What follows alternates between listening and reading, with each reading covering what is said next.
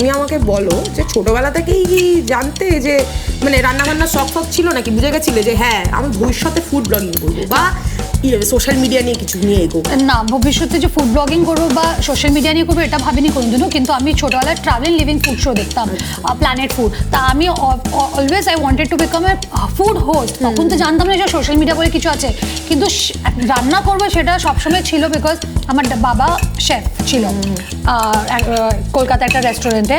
তাই আমি বাবাকে সবসময় দেখেছি, সবসময় গল্প শুনেছি, তাই I was always incline towards cooking food. But food blogger হবে এটা কোনোদিন ভাবি ভাবো না তো? কোনোদিন ভাবিনি। নাও লুক এট হার। আচ্ছা এবার তুমি আমাকে বলো কি দেবো? এটা কি? এটা চাট মশলা। আর রামেন মে চাট মশলা যাবে? It's infusion. আমি রান্নাঘরে রয়েছি, এটাই একটা ফিউশন জিনিস হচ্ছে। এত আমরা আজকে চকলেট ম্যাগি কেও হিলিয়ে দেবো। হ্যাঁ আমরা হালিয়ে দেবো। হালিয়ে দেবো। আমি হালিয়েই বলবো আজকে থেকে আমরা সবাই, ঠিক আছে?